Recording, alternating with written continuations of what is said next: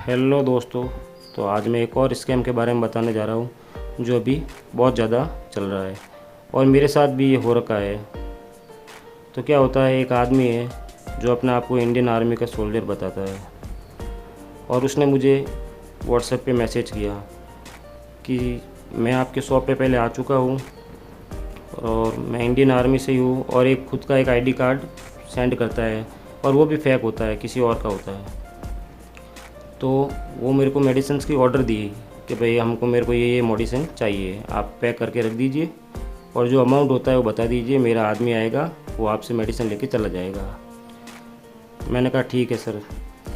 मैंने उनको जो मेडिसिन्स का अमाउंट बनता है वो मैंने उनको सेंड किया, ठीक है।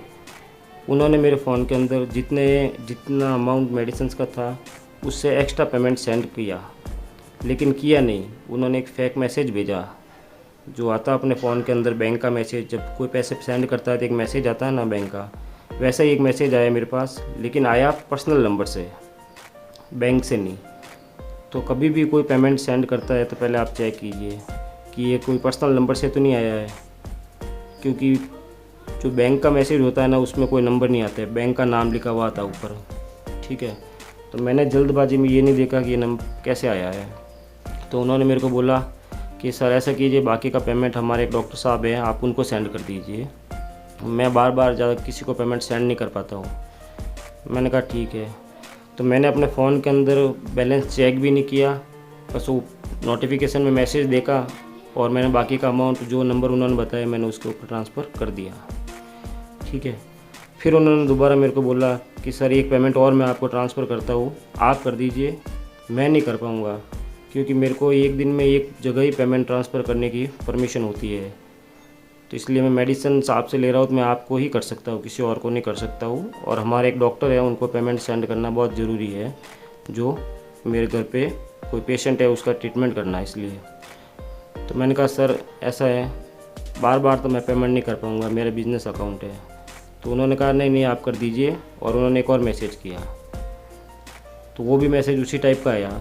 तो मैंने जाके मेरा मेन बैलेंस चेक किया तो मेरे अकाउंट के अंदर कोई तरह का बैलेंस नहीं आया था, और मेरे अकाउंट से पैसे एक बार जो मैंने ट्रांसफ़र किए वो जा चुके थे। फिर मैंने उनसे कहा सर मेरे पास तो अभी तक कोई मैसेज आया ही नहीं है, मैंने आपको ऑलरेडी पहले ही पेमेंट सेंड कर दिया और पहले वाला पेमेंट भी नहीं आया है।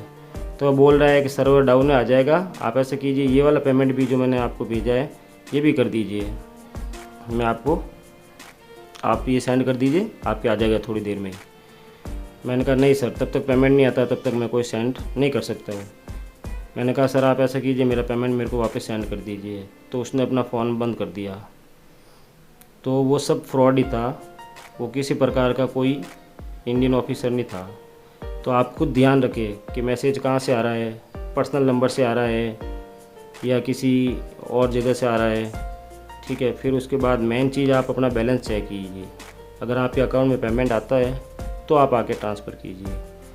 और भी अगर आपको कोई पेमेंट सेंड करता है तो आप अच्छे से पहले उसके बारे में जांच लीजिए, आपका अकाउंट चेक कर लीजिए, उसके बाद ही आगे पेमेंट करना हो कीजिए, ठीक है।